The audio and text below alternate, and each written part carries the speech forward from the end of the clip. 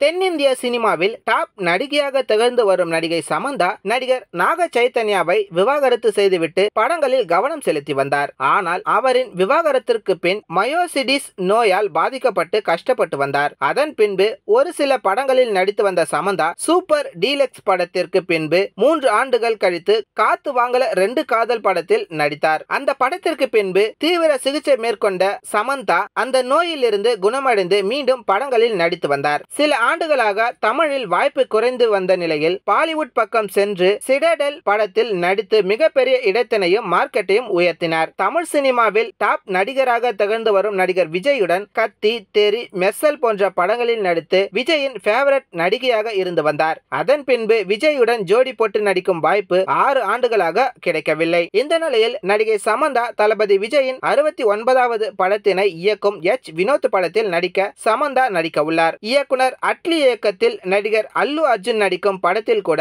நடிகை சமந்தா நடிக்க உள்ளார் என்ற பேச்சும் இணையத்தில் கசிந்துள்ளது. இதன் மூலம் தமிழ், தெலுங்கு சினிமாவில் மீண்டும் தன்னுடைய மார்க்கெட்டை உயர்த்துகிறார் சமந்தா. ஆனால் இது குறித்து அதிகாரப்பூர்வ தகவல் இன்னும் உறுதியாக வெளியாகவில்லை என்பது குறிப்பிடத்தக்கது. இந்த வீடியோ உங்களுக்கு பிடிச்சிருந்தா லைக் பண்ணுங்க, ஷேர் பண்ணுங்க, கமெண்ட் பண்ணுங்க. மறக்காம யோகி டாக்ஸ் சேனலை சப்ஸ்கிரைப் பண்ணுங்க.